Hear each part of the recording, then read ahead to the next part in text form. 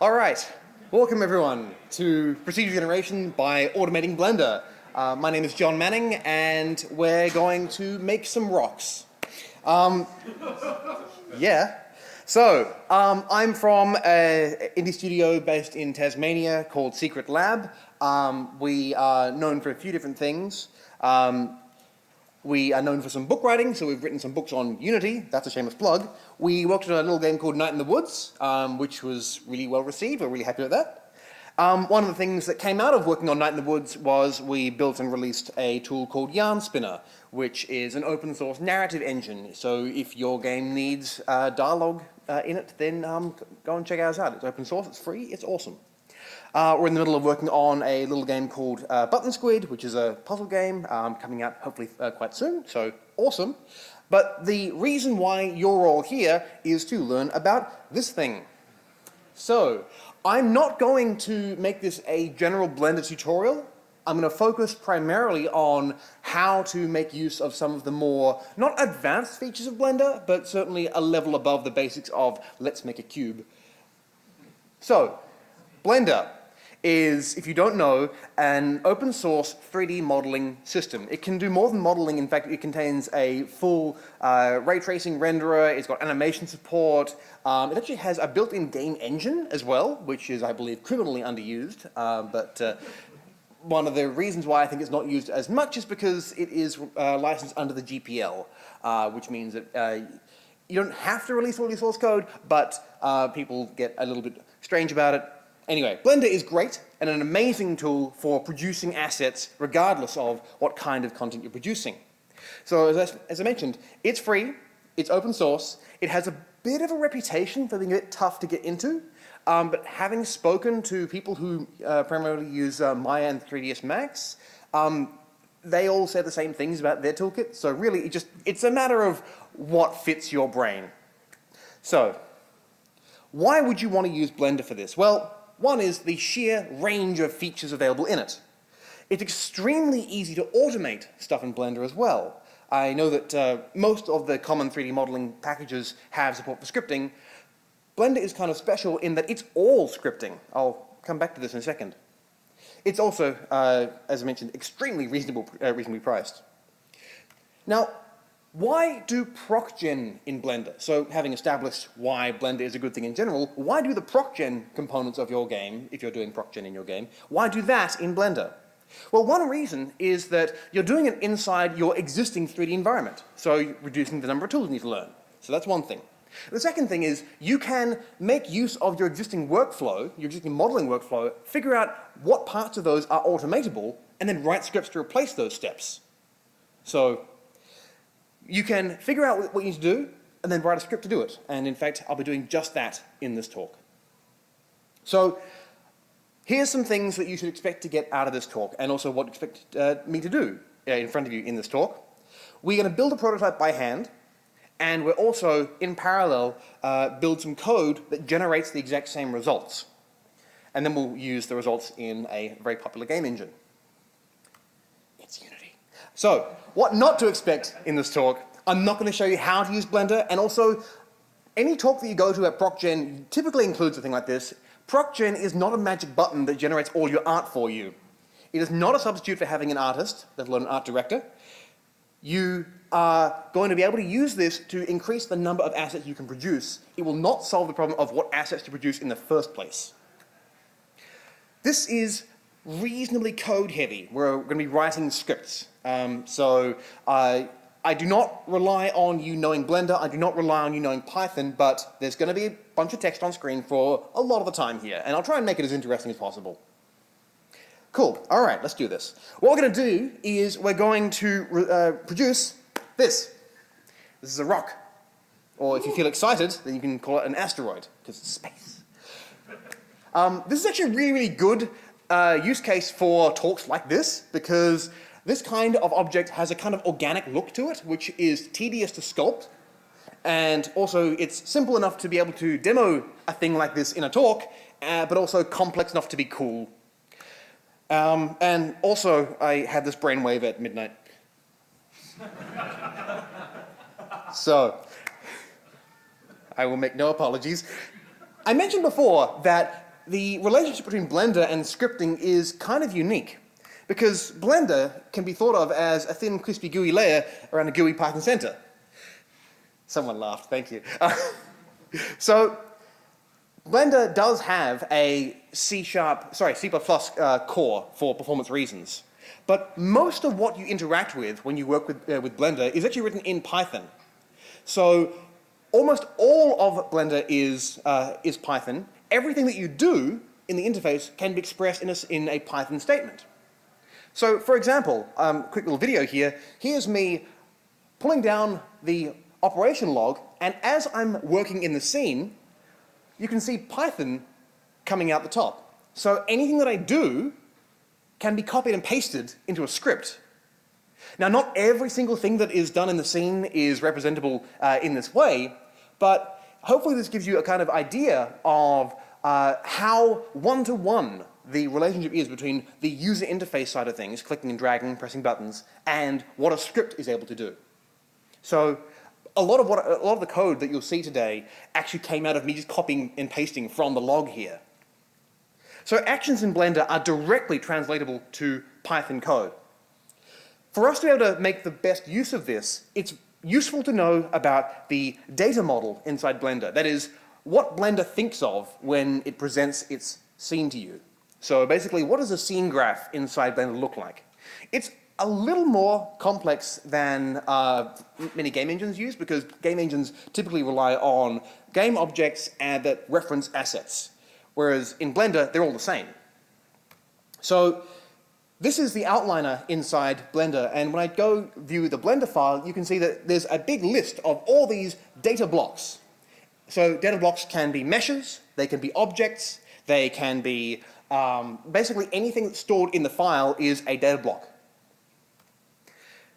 Blend files, the documents that you work with, are just collections of data blocks. And data blocks can refer to each other. So for example, the scene, which is a data block, has references to objects. Objects have references to other blocks, which are meshes. Meshes can contain more information and so on and so on. So if we want to go to our hello world procedure generation, which is let's make a cube in a script, then our steps are create a mesh, create an object, make the object use the mesh, and then make the scene use the object. So a script that would do this looks something like this. I'm not going to spend much time just putting code up on screen here saying, look at that. But look at that. So what we're doing here is, in the first 2 lines, we're importing some important modules needed for Python. So this is giving us access to the API that Blender uses. We get a reference to the current scene. You can have many scenes inside of a Blender file, so we get the current one. We create a new mesh data block by asking the data system, give me a new mesh, call it my cube. We create a cube object, and we tell it that it uses the mesh. So objects have meshes. We then tell the scene to add the object. This method is called linking. And then this mesh is actually empty. So to generate the vertices used in that mesh, we use the bmesh library, which is a really sophisticated and powerful tool for working with mesh data structures. And so in a single line, we say, give me a cube, please. And then we convert that into the mesh itself, the mesh data block, and store it inside our reference to it. So here is Blender. And let's just to prove that this actually works, I'm not going to spend time typing code because 1, that's tedious, and 2, it incurs the wrath of the demo gods. So instead, I'm going to bring this up here and not show you my code from later. Instead, I want this. So this is the exact same code that you saw. And Blender is really cool in that you can rearrange the entire UI. Everything you see here, I've just rearranged so that we can put our emphasis on the code that we'll be writing. Also, just one other thing that's really nice and really good for presentations about Blender, you can change the display scale, which is super cool, but that's by the by. Now, we can click the Run Script button, and it will run this script, and it creates a cube. Brilliant. So, procgen done. Let's take this idea and run with it. So, our method for building an asteroid is going to be pretty heavily based on making use of metaballs. A metaball is just to oversimplify it, a blobby shape that you can make by dragging other blobby shapes near each other, and they'll kind of fuse into a single contiguous surface, or multiple depending on what you're trying to do. So our method is going to be, first of all, let's start with our base shape. We'll then roughen it and turn it into the final rock that you saw before. So doing it by hand would look something like this. So I'm going to just delete that cube. I would, if I was doing this by hand, go Shift-A, make a new metaball, and go ball. Brilliant. And then I would start editing that. So I'd select this and maybe drag that somewhere and there and scale it up and right. And so now we have some basic shape. How would we do that inside script? Well, first of all, I'm just going to delete everything from the scene here, and just because I'm working around a bug that's in this current version of Blender, I have to click this button a few times. All right, don't worry about it. Probably won't be there for long. If you're interested in what that was, ask me later. I don't want to derail the conversation. So, let's start here. All right, so we want to make a metaball. So everything that I did just there can be represented using this code. First of all, we would make a new metaball object. In the same way as we made a mesh object earlier, a metaball object kind of represents the raw shape which gets bound to an object in the scene. So we make a new metaball. I will set the resolution, which is basically how many triangles are in the final mesh that'll come out of this. And then a random number of times, I will create a new element in the metaball. So hopefully this will select, there we go. I'll make a new element in the metaball. So that's the individual spheres that make up the blob. I will tell it that it is ellipsoid rather than being a sphere. So ellipsoids, basically ovals. The Earth, FYI, is an ellipsoid. I'll pick a random rotation. This is a helper function that I wrote because quaternion math is boring. I'll pick a random point inside of a sphere and place the element there. And then also, just for a little bit of variety, I've written some code that randomly decides whether the ball is a negative shape or a positive shape. If it's a negative shape, it kind of carves out part of the final shape. And it makes it look like this, basically you get more variety, it looks very cool. Then we create an object that uses the metaball in the exact same way as we saw before. We add it to the scene, and then I'll return that because later steps are going to make use of this. All right, so now when I click Run Script, brilliant. So what we have here is two spheres, one of which is negative, so you can see how it's carved out that. Okay, so that was our first step. We've made a general shape. Now we won't be sticking with this shape forever. In fact, every time I run the script, it'll be random and look a little bit interesting. We'll also sometimes see some shapes that may not be safe for work. I can't really control that without writing a lot more code. So yeah, hopefully we'll get lucky. Or not, as the case may be. So, our next step is we want to take our shape, which is basically, in math terms, it's an implicit surface. It's not actually a mesh yet. We want to turn it into that. We want to turn it into a mesh that we can make modifications to, because that surface is very, very smooth. Asteroids, well actually, there's more smooth asteroids than you might think, because, space is strange. So what we'll do is we'll convert the shape into a mesh, and then we'll apply some modifiers that will roughen it. So again, let's do this by hand first of all. So we would select our object, and then I can do this in a couple of ways. One is to use one of the many thousands of keystrokes. So I could press Alt, Shift, Command, C. Nope. Control, Option, Command, C. Nope. Shift, Control, Option, C. There we go. And thank you. Shift, Alt. No. Yeah. Anyway, or I could press a spacebar and type convert to mesh from curve or metaball or surface or text. Boom. Okay. So now we have a mesh version of the exact same object, and I can prove that it's a mesh by jumping into edit mode.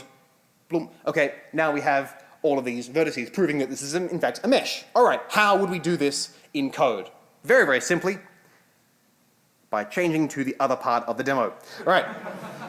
So, make mesh from metaball is doing the exact same thing as what we just did.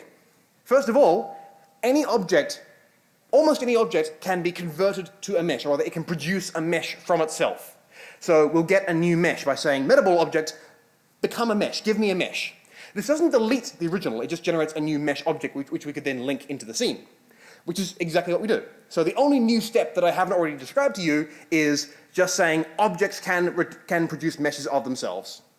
Now, one of the parameters you can pass to the toMesh method here is one that says, do you apply modifiers? In Blender, a modifier is a tiny little add-on, almost like a script, that modifies parts of the mesh. So it'll smooth it, it'll add roughness, it'll mirror it so you can work on two sides of a symmetrical object at the same time. Modifiers are really powerful. They're one of the best things with Blender. So right now we're saying apply modifiers false. We've got no modifiers to apply. All right, so that's easy. So when I click run script, I'll just leave edit mode for a moment. Now run script, and now I'm generating a new mesh every time I click the button. Great, so that's meshes.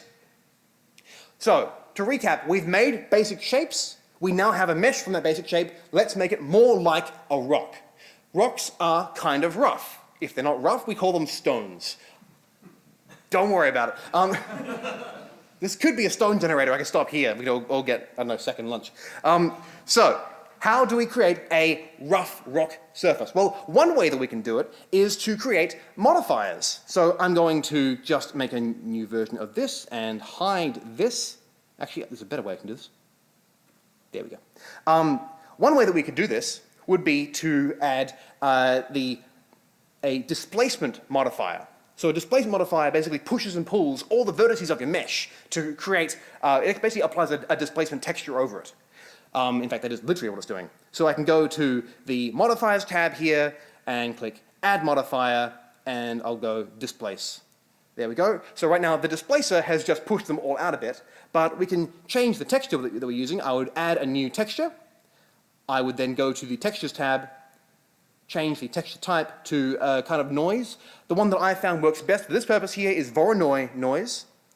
And I'm going to set just some weights to all be 2s because that produces a nicer appearance here. And then finally, I would mess with the strength a bit until it looks kind of rockish. There we go. That looks kind of nice. It's not really a rock because it doesn't look, there's not enough vertices here. One way that we can synthesize more vertices is to add a subdivision surface modifier. So we'll add another one. We'll click add modifier.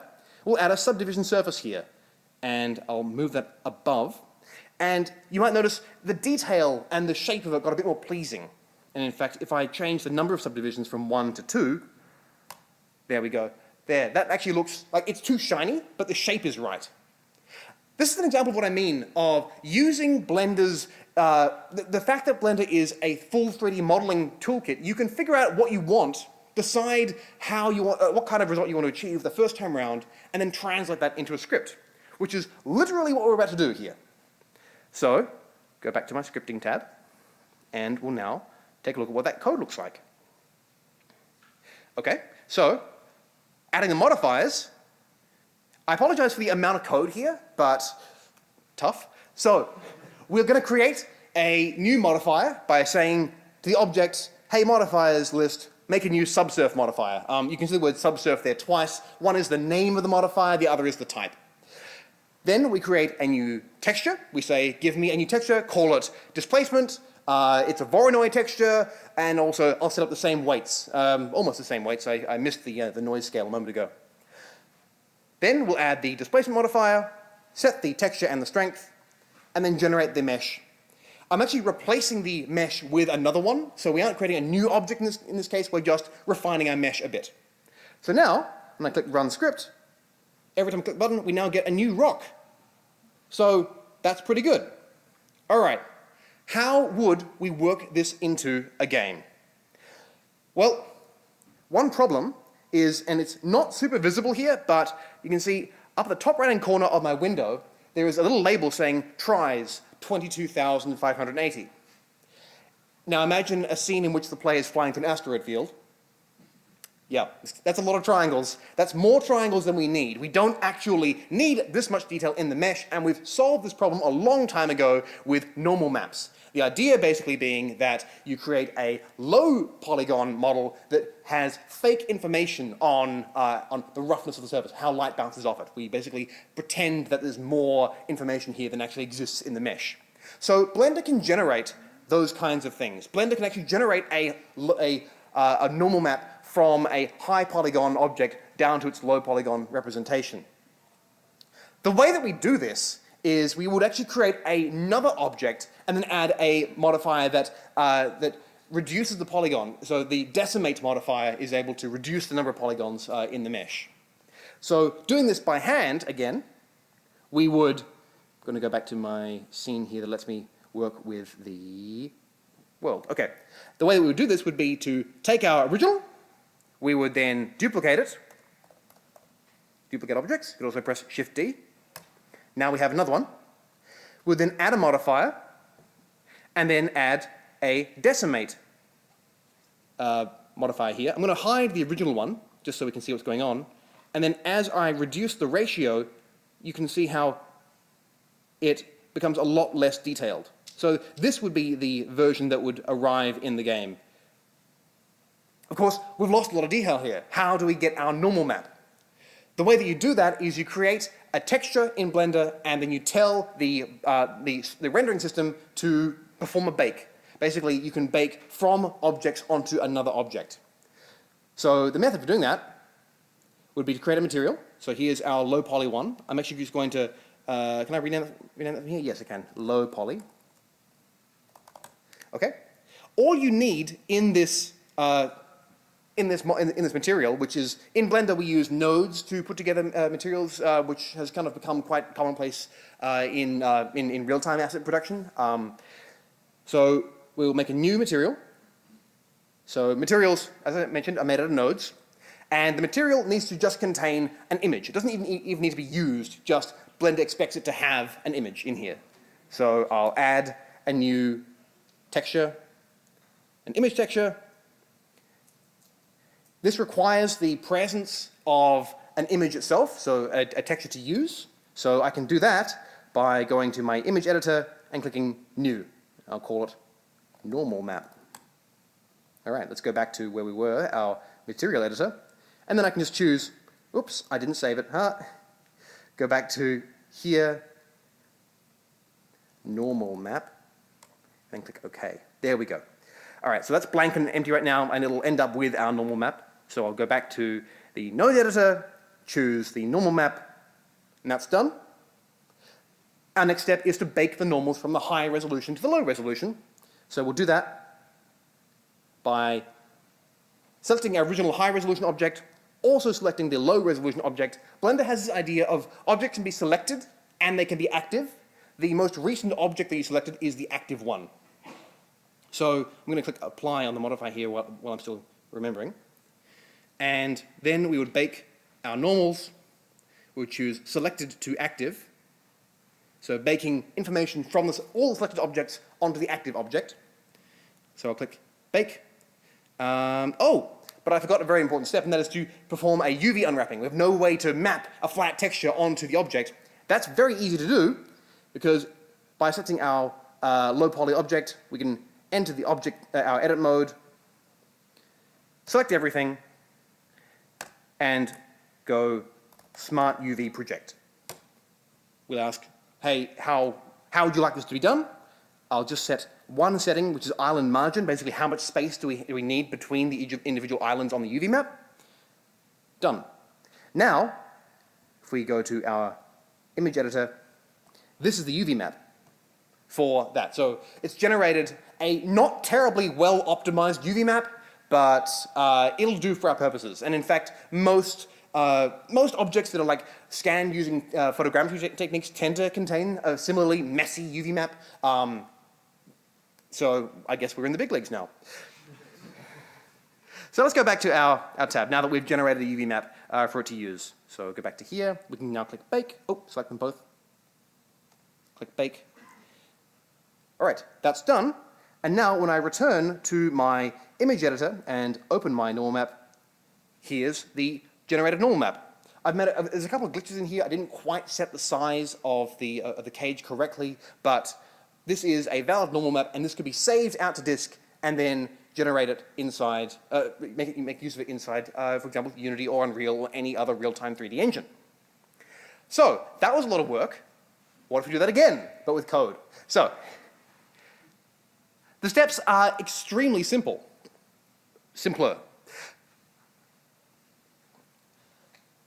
First of all, we would generate our low poly object. The steps are the code versions of what we did, but rather than doing it by hand, we do it in Python.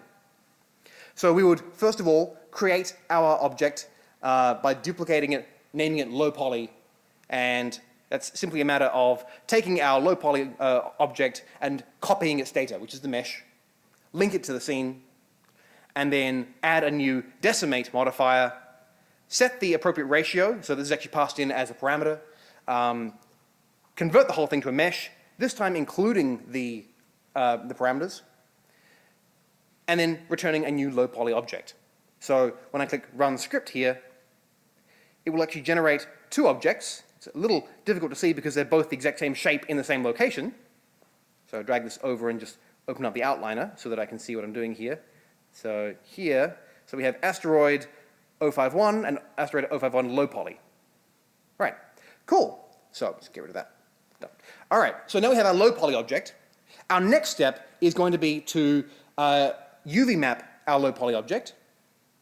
So UV unwrapping, there's no actual built-in low-level Python code that will do a UV unwrap.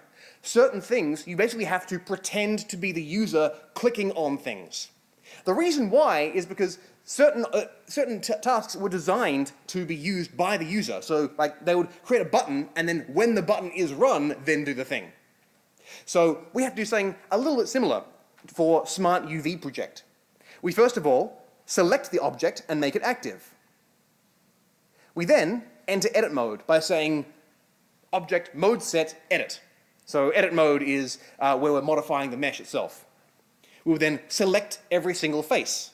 These are lines that I just copied directly out of the log of operations that we did. Then I would run the Smart project. And I did that by finding the code that is run in response to the button. And the object will now have a UV map, and then we'll return to object mode. So now every time we run this script, it's going to create our UV map for the low poly object. That's cool. We're almost done with our baking of the normal map automation. Baking the normals is simply, we have a few things to do before we can do a bake. There's a big long list of things you have to do first. I'm not going to bore you by reading them, but these are the things that have to be done by our script. So we select them both, we make the low poly object, which is our target, the active one, we create a new image, we add it to the material, we perform the bake, and we then figure out where we want to save the image, and then it's done. Okay, so now when I hit run script, it'll take a second to do it. Oops, and I got an error. Ooh. That's all right, because I can skip on to the next one, which is fixed. Done. Yeah, cool. All right, so what this is now doing is, if I scroll down to the very bottom here, cool. This is now saving the final image to disk. And it is also, our final step would be to export the file, so we would select the object and choose to export it as an FBX. So here. So export FBX performs the exact same steps as what is run when I go to the file menu, choose export, then choose FBX. And then it's ready for use in-game. Cool, so let's run that. So I run the script, and now I'll jump back into Unity, which is my game editor of choice. Just going to hide that, I've skipped a step. There we go. And here is our object ready for use in Engine. So just to prove this is the exact same object, we're going to go to Blender, run the script, hope we don't get anything inappropriate. One more. There we go, that's better. So here, and then now in Unity, it's exact same shape with a normal map.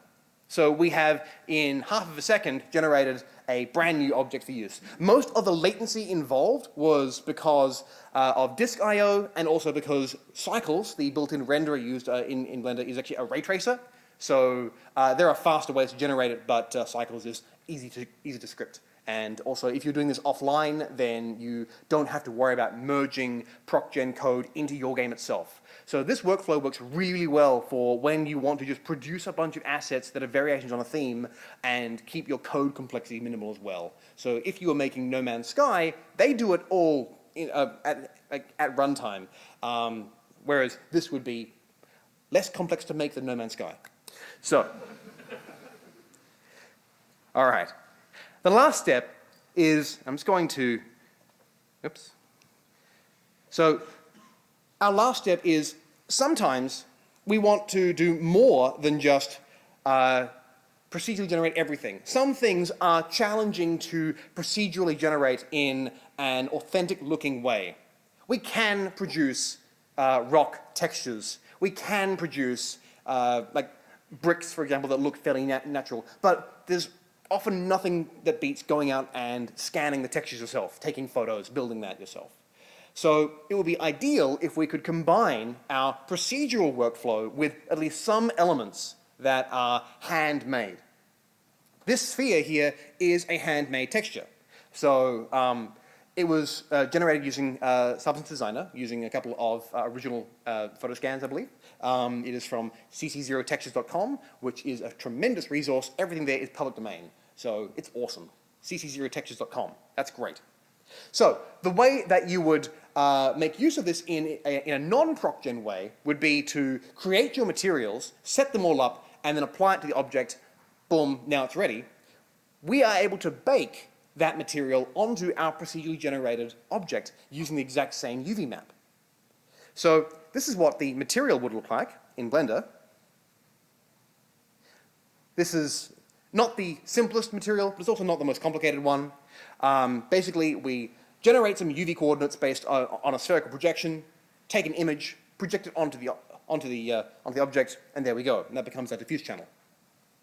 And then doing it by hand, we would do a bake, this time relying entirely on the albedo of the object. So without taking into account any contribution from direct or indirect light, just what the albedo color of the object is.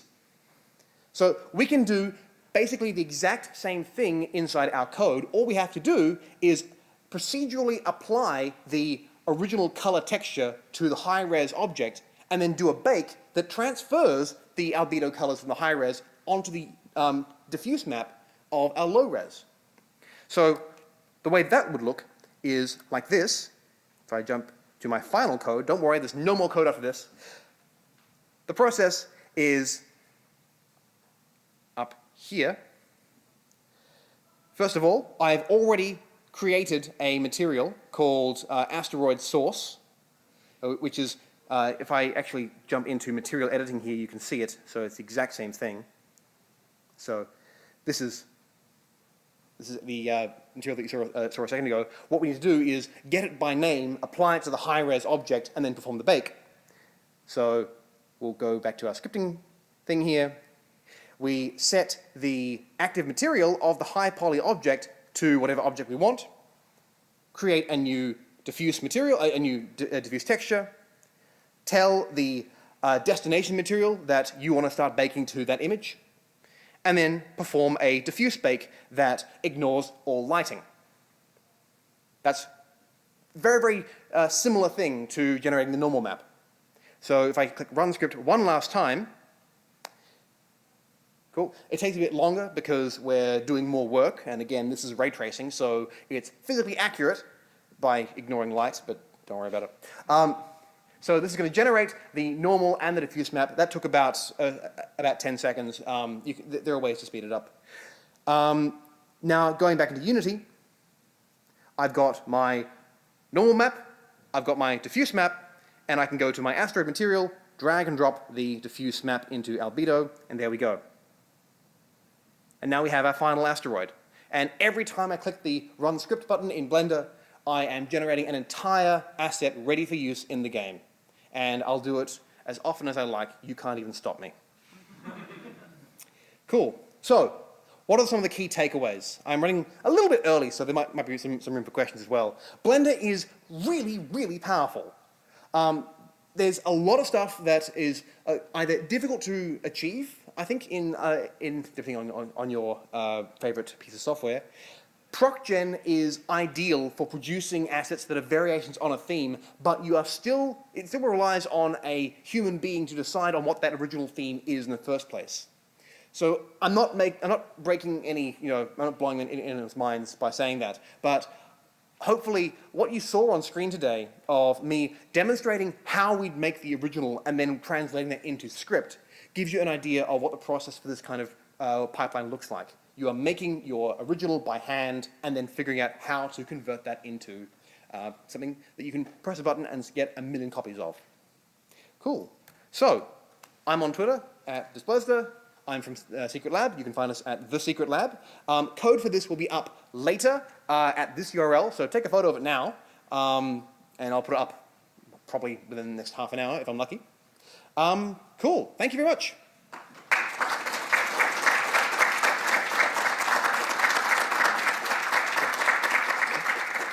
Cool. All right, so we have some time for questions if anyone has one. Yes, so you first. So with your whole code thing, like when you're doing all that stuff within the user interface, is there a way just to hit the record button instead of copying and pasting? The closest thing to that is is looking at the log and copying and pasting the individual steps. The reason why I did more code than just copying and pasting is because every time you run one of those lines of code, that actually is a very high-level operation, and Blender will do a number of things after that. That includes walking the new object tree, checking to see if the interface needs to be updated. So if you're doing a lot of repetitive work, like generating 1,000 spheres, then you're waiting 1,000 frames. So it's helpful, but not necessary, to have at least some understanding of what it's doing. Stack Overflow is an amazing resource because everyone has already asked the questions of, how do I do this but faster? So yeah. Would you also instead of having to copy and paste the script, would you make it into a small window? Yes. So you can select a different file? Yes, in fact, the only reason why I didn't demonstrate how we'd make a GUI version of this is because it just takes a bit longer and it's less interesting, honestly, and I feel like I pushed my luck with showing code for about half an hour. So, yeah, you absolutely can do that. You can generate what Blender calls add-ons, and you can generate a window. Everything that Blender is itself in the UI is written in the exact same way. You just create a window, you can put a button in there, and run code when the button's pressed, rather than relying on the script. Cool. Other questions? Yes? What was the final try count? Good question. Let's find out. It'll vary every time I run it. So look at the mesh in here. That was 1,254 triangles in that one. And I can vary that just by modifying the decimate ratio. So if I wanted to, I can make a very low polygon one. As part of your script, you could also generate different LODs by just generating 5 different versions of the final FBX, unwrap it first and then do a decimate. Decimate preserves UVs. So yeah, you can do a number of things to make this an even more space efficient asset, and it's almost trivial to do that. Cool. Yes. Is this at all feasible as a runtime thing? Can you distribute Blender or part of Blender with your game? You absolutely. Okay, so I was with you until you said with your game. So Blender is under the GPL. The GPL requires that if you make use of GPL code in a product, then that code must also be under the GPL. So your product must. You could run it as a separate task in parallel, but honestly, this kind of process, because all the code we wrote is so unique to Blender, the process is not the techniques, but the actual API calls are unique to Blender. It's honestly easier just to read the code, figure out how it's doing things like smart UV projecting, rewrite that in a better language that's more fit for your purposes, and then do it that way. Because engines like Unity, like Unreal, like almost every real-time engine out there has the same kinds of tools for producing meshes. So I didn't have to do this offline in Blender. It's just I really like Blender and also great for this. Exactly, yes. Yeah, so everything that I've done here is feasible to implement at runtime, but that's not what I did. Yeah. Any other questions? Yes. What was that blender bug? The Blender bug. Oh, okay. All right. So, I am about to go down the deep end. So if you want to tune out from like hardcore Blender stuff, now's the time. So, I mentioned before that Blender has this idea of data blocks. Data blocks are saved in with the rest of the file. When you hit the save button, all the data blocks get saved. This includes objects that are not referenced by anything else. This is the list of orphaned data blocks. So I didn't write my code terribly efficiently. I wrote it to be displayed on screen. And so what I'm not doing is I'm not cleaning up after myself. And it turns out that there appears to be either a bug or an unanticipated feature in the metaball rendering system, which is that if there are metaballs that are dangling and orphaned, that can cause the metaballs that you've just created to not polygonize. So we end up with basically the metaball elements are there, but they're not visible. So if I had ignored that and gone straight to mesh generation, that would have still have worked, but it wouldn't. You couldn't see it on screen. So I wanted to make sure that you could see it. So the solution is to purge orphan data. So I click purge all, and that's going to get rid of all of these orphans. Purge orphans is a horrible thing to say. And so that's now gotten rid of everything, and that resolves the bug. So that was the extremely boring answer to the extremely boring problem. Cool. It's like purge all though. It doesn't have to purge one at a time. It isn't purging all at one time. Some objects are revealed to be orphans when the orphan objects have been removed. So it doesn't recursively walk the tree figuring out like what would be there, because this is very much like a developer feature. So like this is not really a thing that you would generally be doing in your day-to-day work as a tech artist. So yeah, yes. Thank you for giving me the opportunity to like get real nerdy on Blender. Cool. I don't see any more questions. Thank you. Oh, one more, yes?